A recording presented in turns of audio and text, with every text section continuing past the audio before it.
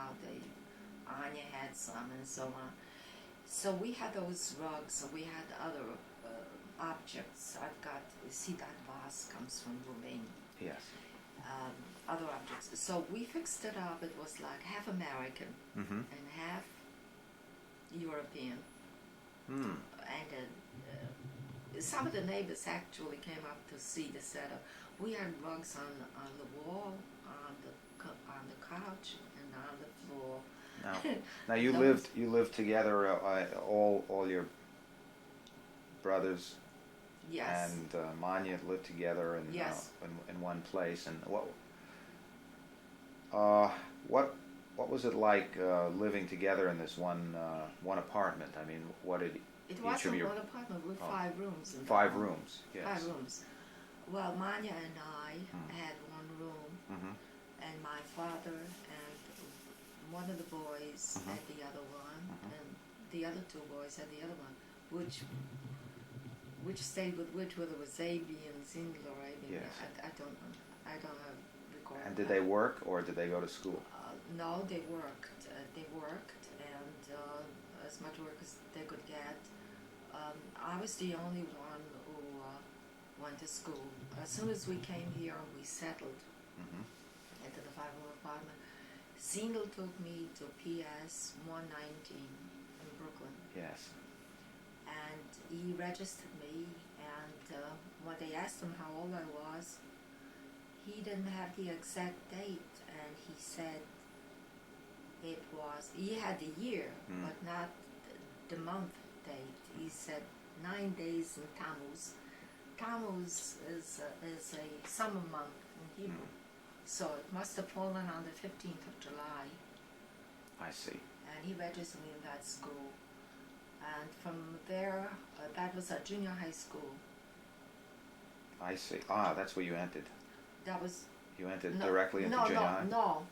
It was elementary school, and then I went to junior high. And then I went to Thomas Jefferson High School, the school that's making all the news today. Yes. And what were your friends like?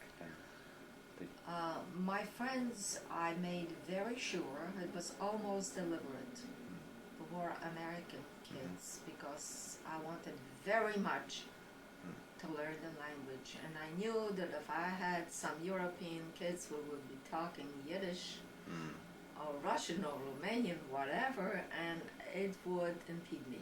I see. So I made friends right away in school. And I talked almost immediately. I started speaking English. After they put me in a C class. A C class, well, I was a little older than the normal kid, So for 5 months I was in a C class. That's a special class where all I needed was the language, because I knew arithmetic and all that. And after 5 months, they put me into the 5th grade. I see. So I was more or less normal with the... and then I skipped. I skipped a year, that special advancement class.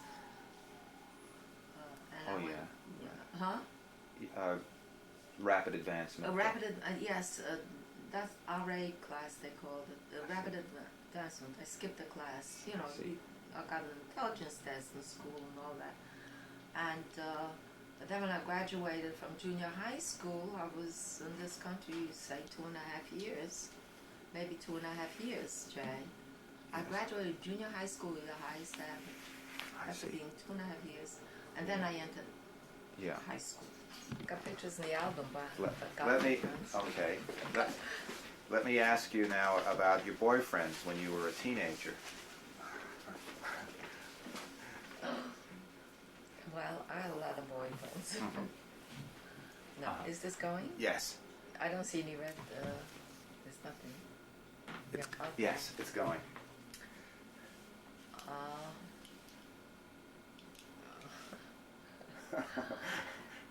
You have some pictures in the album, Jay, and yes. I would like to refer to them.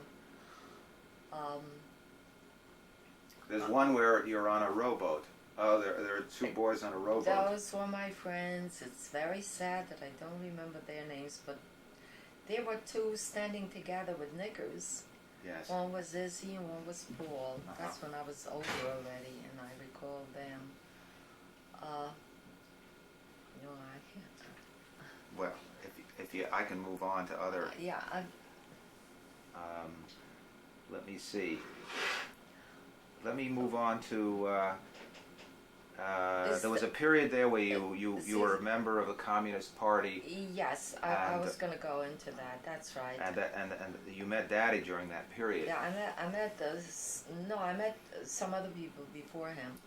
I met another boy named Izzy Schwartz. I remember him because after he met me, it didn't take long that he wanted to.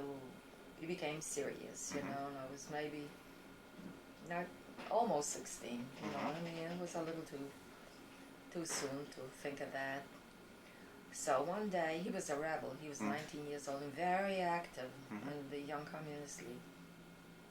One day, he decided to move out of his parents' home, which was something that isn't done at that time. Teenagers under 20 just didn't leave their parents' home, especially if you don't have a job. But he did it. He took a lot of stuff and he moved and he dumped his stuff in the apartment. And I saw it, and being an organizer, you know, I got a lot of the kids together, also from the Young Communist League. I was a member also. And I said, let's surprise Izzy. And before he comes home, let's all go up and clean up the place and cook a dinner. So I came and I didn't realize I had these gifts, you know. I assigned one girl to do the windows and one to wash the floors and one to move the furniture. And I cooked the dinner, and when he came home, he was really stunned. A couple of days later, I got a love letter from him, 19 pages long. Now, how old were you? Manya read it. Oh, must have been around 16 or close to 16. Manya saw the letter, you know, because I showed her everything. I mean, there was nothing that she didn't know about me. I was very open with all my feelings. And she thought that was it, you know, because the letter really was brilliant, beautiful. But nothing happened. It just, I wasn't ready for such, you know, serious business. There were a few others I can't discuss, you know. But then you met Daddy at the commune somewhere. Yeah. Was it Herb Canarek who introduced? Yes, one day, this was a little bit later. This was a little bit later. After I graduated from high school, I went to Brooklyn College. I went to Brooklyn College at night. I went to high school at night.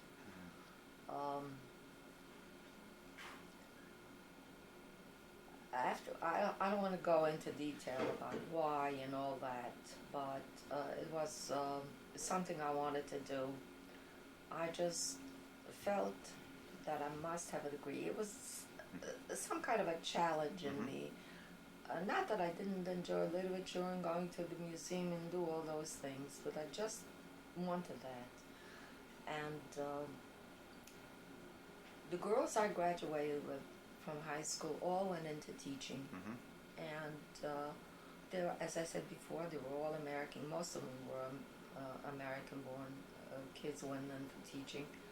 Because of my accent at that time, today, of course, you can teach if you have your credentials, no matter how you speak. But years ago, you had to speak just, you know, just right.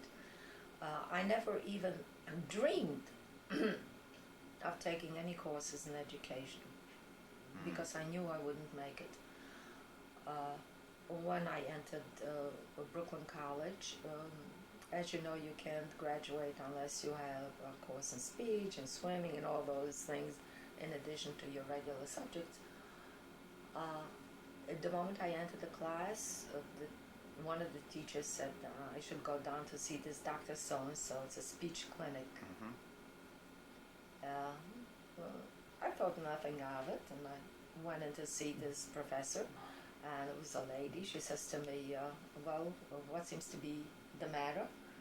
I said, I'm here because I have an accent. She says, get out of here. She says, there's nothing wrong with your speech, she says, and this you'll never lose. It's, you know, about it, you don't need any, you know. Mhm. It's not as though I lisped or anything, you know, Mhm. I have a serious problem. So I went in for the arts.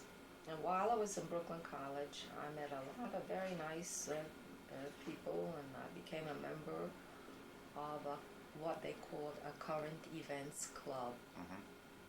I had already been a member of the Young Communist League, and for about a year, between 16 and 17, and then I left Mhm. because I became interested in Trotsky.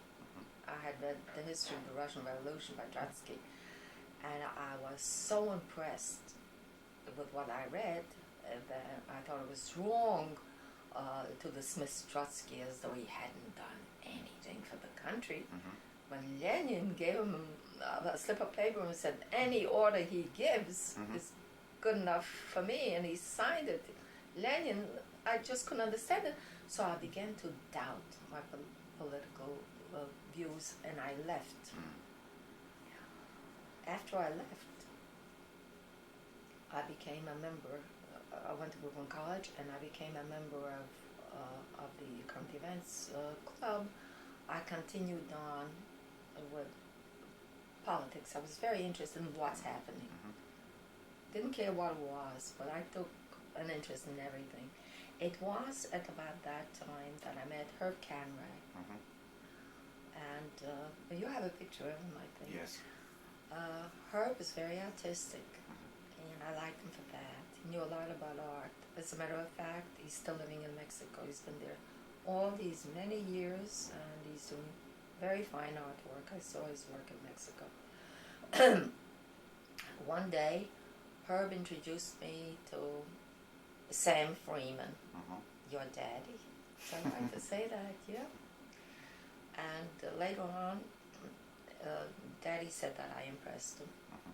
And later on, I said he didn't impress me. That's the first impression. But at about that time, my father had a little stand, a candy stand. He had suffered a stroke, a series of strokes, and there wasn't much he could do. His speech was impaired. He had to be busy with something. And so this was the perfect therapy for him. He had his little stand, and he had imported candies, the hotches and all that, and other things. It was right near a movie house. Business was good, and I helped him a lot. By this time, Manya was married, and I took care of my father, my three brothers. We all lived together, and in the afternoons, I would go send my father home to rest for 2-3 hours, which was very important for him to do. And then I had the chores of the house and all that. The evenings were mine. That's when I went to school.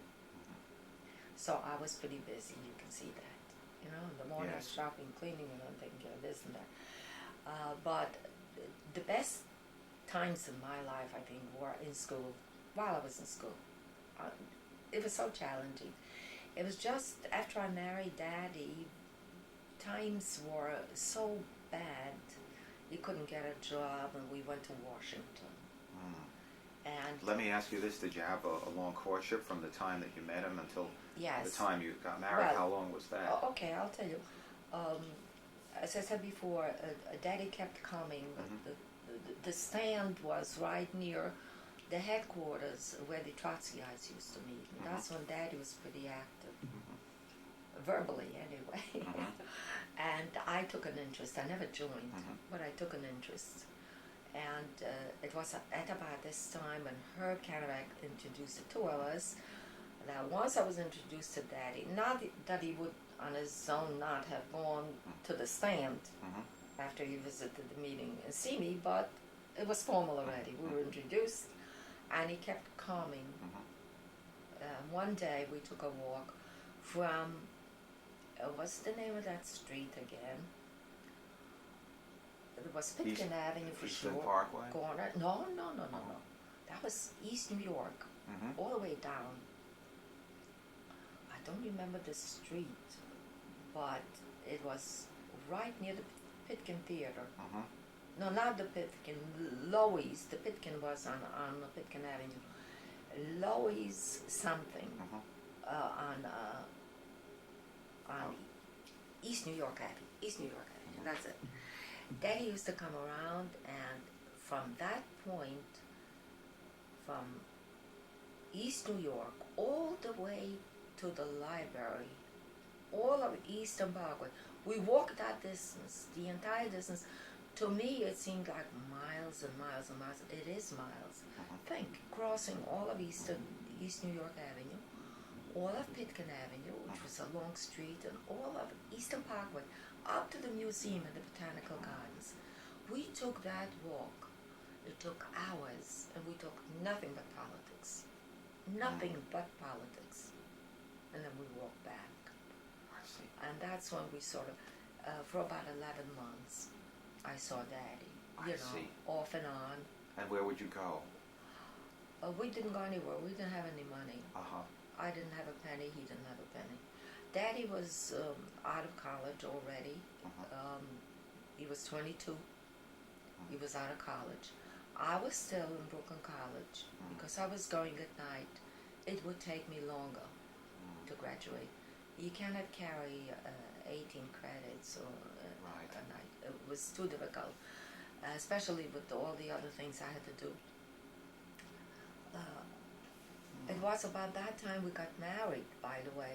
And Daddy was 22, and I was not quite 22. And how did he and propose I had 2 to you? years of There was no formal proposal, Jake. There were no gifts. You've got to remember that not only were those times bad, it was the worst of bad times, but the formality at that time with people in our group.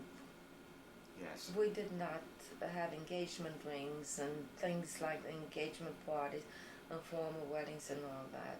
Yes. We didn't. Maybe there were, but not in our circle. And did you have any career aspirations in those days? All I wanted was that degree, and then I would take it from there. But after going to school, to Brooklyn College for 2 years, and amassing something like 60, 70 credits, whatever they were, Daddy had and I had decided Daddy wanted to be a little free. I didn't. So we decided to go to Brockton and just send cards that we had eloped. We were married, Send our cards to the family, and Uncle Joe was very nice to us in Brockton. That's where Daddy was born. Yes. And from there we went on to Cape Cod. We took little trips, on buttons. I don't know how we did it. I don't remember what we used for money, but we took in Cape Cod, I know. So you spent your first time married up in Brockton. You were up in Brockton. Yeah, right. Maybe a week or two or something like that, And then you returned to Brooklyn. Then we came back, and that's when Grandma and Grandpa Freeman decided that it must be more formal. About 3 months after that, you see, once we were married, we came back. Something very interesting happened. The single had gone back to Belts for the first time in many years. He went back to Belts. Anya, who was Zingel's, our first cousin, since she was 5 years old, had a crush on Zingel. She always said she was going to marry him. And when he returned, she was a young, beautiful girl, and they got married. It's interesting. Yes. And Zingel came back, and he said he was married. I said I was married too. I see. So this must have been around 1934? Little in the middle of, something like that. Now you were in the middle of the Depression, really. We were in a depression all the time. How long, you went to Puerto Rico, but how long after? Wait. This is before. Wait. Before we go to Puerto Rico, something happened here. 3 months after we were married, Grandma and Grandpa Freeman insisted on a chuppah, on a formal with a rabbi and the whole works. So we had that. We had a chuppah in Manya's house, and then we had dinner out with the family. There's the mix. Okay. Continue. And where was I? The yes, chuppah. yes. So we did all that. Mhm. Okay. And then I moved in. Daddy and I. Well, Daddy already was at home. We moved in with Grandma and Grandpa Freeman. Mhm. They had a one-bedroom. They took a two-bedroom in the same building. Very Yes. Spartan. Very Spartan. And we lived there for 6 months. I fixed up a little room for myself and Daddy with all those beautiful Romanian rugs. Very nice, you know. And I continued going. I worked in a place, in a factory, lingerie. Mm. For Daddy didn't have a job at that time, Yes. even though he graduated and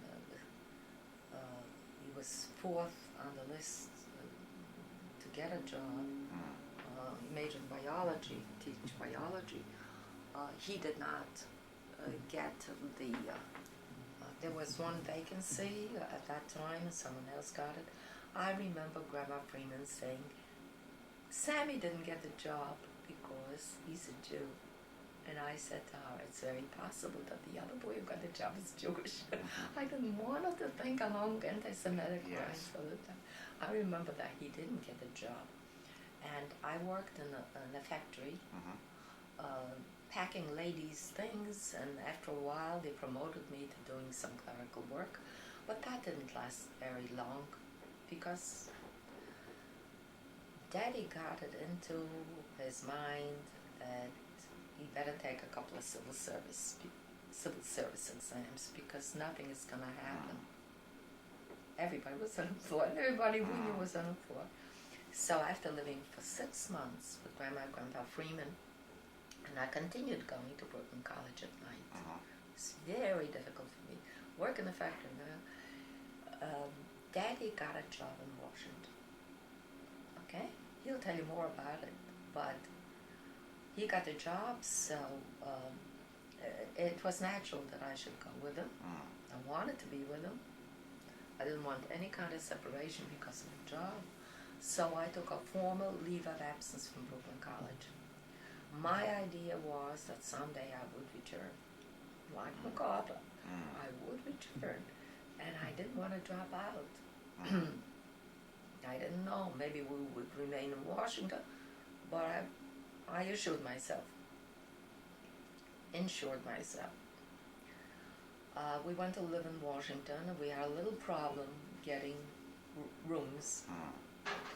That's when we experienced a little anti-Semitism. We couldn't get a room because I believe we were Jewish in most of the places we were trying to get. And only for 3 months. It was only a summer job, a temporary job. In Washington now. In Washington, D.C. at that time. But I wasn't vindictive. I wasn't angry, and I wasn't bitter. Because I just put myself in the place of those people, and I said, suppose I open the door to someone who to me does not look desirable. After all, I'm sharing. Is there a law that says that you must share your home with a stranger? You know, I don't Right. Suppose I didn't like it. You know, I gave them that privilege. But there's justice in heaven, I tell you. Because we did get a room with a family, a Mrs. Sully. I remember her because I remember kindnesses. And even though the room was 2 flights up, and even though I had to carry buckets of water going up and buckets of water, dirty, used water coming down, I liked there. I liked the place. It was in the back, no view. Walk up, Spartan, but we had a place. And while Daddy was working on the civil service, paying him so little, I won't even mention it, I was busy looking around. We did a lot of wonderful things. We went to the concerts on the barge, and we listened to wonderful music. Went to museums, and I went to Congress, and I went to the Senate, and I listened to all the senators. And I was young and healthy then, and I could do all these things.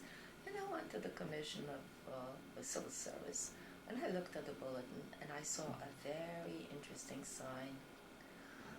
Teacher wanted. I knew what Daddy wanted. After all, I knew. teacher wanted to teach in Puerto Rico. It seemed that for the first time in 5 years, there was an appropriation. You know, the states to the main, from the mainland to the island. Let's put it that way. You can cut that out if you want. There was an appropriation for 100 teachers, and the Commissioner of Education, or the Superintendent of Education, came to Washington to interview these teachers for an immediate job. And when I came back and I told Daddy, I said, this is the only opening that I have seen. If you want to, I can make the appointment for you, because he was working, you know. And yes, he did, my God. And of course, he got the job. A few days later, Prof, his friend, came to visit in Washington. And when he heard about this wonderful news, he went and got himself a job also. And the three of us embarked. And we went to live in Puerto Rico for 2 years. That's how it started. And that experience, we won't forget so easily. You learned Spanish, and you made friends. We made friends. Again, going down, Daddy's not a sailor, I found out. He was seasick. I was not. We got to San Juan, and those were the days when we went by boat. There were no flights. And the minute you got to shore, you saw Almora Castle, the tropical air got to you, which was so wonderful. I can still smell the gardenias and the fruits and the vegetables. Everything with the tropical air was just a different world, a different smell. Everything was different.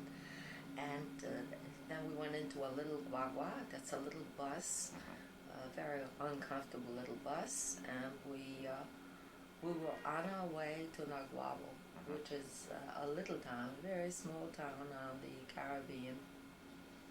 And each town we passed from San Juan was worse in living possibilities. It was poor. Most of the houses were on stilts. And people don't live like that today. But when we lived there, conditions could not have been worse. The poverty was just awful. The rich were rich, the poor were poor. No middle class whatsoever. And each town we went into, there was no pavement. The little plazas are interesting, but beyond that, nothing. That was the heart of the town. And beautiful vegetation where boys and girls circled around to meet each other. The center was the plaza. But aside of that, there was nothing. You couldn't drink the water. The milk wasn't pasteurized. There were no roads, no refrigeration. Water was turned off for 4 hours every day. It's just incredible for those who had water. Most of them didn't at all. And each town that we went out of, I felt very, very good. I said, maybe the next one will be better. They kept on getting worse and worse. Finally, we got to Naguabo. We went to